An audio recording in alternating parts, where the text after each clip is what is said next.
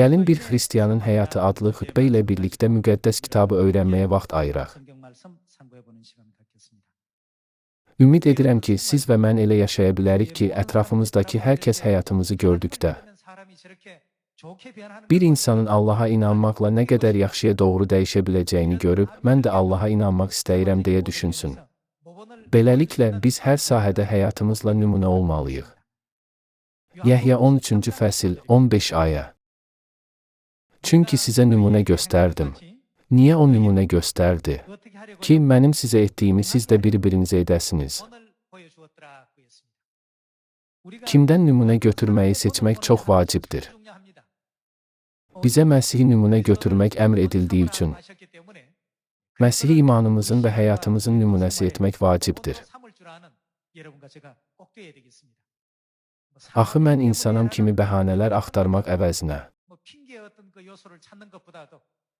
Əgər Məsihin həyatında indiki həyat tərzimizdən fərqli məqamlar varsa, təbii olaraq düzəlişlər etməliyik. Buna görə də bugün siz və mən Məsihin 2000 il əvvəl apardığı həyatdan, eləcə də bu dövrdə bu dünyaya ruh və gəlin kimi gələn və iman həyatımıza rəhbərlik edən səmavi atamızın və səmavi anamızın həyatından öyrənməli və ona bənzəməliyik. Biz müqəddəs kitab ayələrindən sitat gətirməklə və həqiqət təlimlərini bölüşməklə imanımızı öyrədə və yaya bilərik. Lakin insanların gündəlik həyatımıza baxaraq ilham aldığı və iman gətirdiyi bir çox halları da görürük. Buna görə də Allahın gözəl övladları olaraq, siz və mən imanlı və salih bir həyat sürərək çoxlu canları xilas etməyə çalışmalıyıq. Bizim əməllərimiz başqalarını ya Allahı inkar etməyə, ya da Allaha iman gətirməyə sövq edə bildiyi üçün, Allah da siz yerin duzu və dünyanın nurusunuz demişdir. İnanıram ki, duz və nur olmağın ən mühüm məqamı Allahın öyrətdiyi həyat tərzini dünyaya nümayiş etdirməkdir ki, insanlar Allaha inansam, həyatım dinc olacaq və yaxşı şeylər baş verəcək, necə ki, o evdə deyə düşünsünlər. Bu dövrdə atamız və anamız bu dünyaya gəlib və bizə davamlı olaraq sağlam təlimlər verir.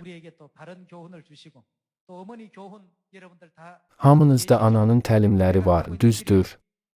Əgər gediyim yol biraz kənara çıxmış kimi görünür hiss edirsinizsə, lütfən onları diqqətlə oxuyun.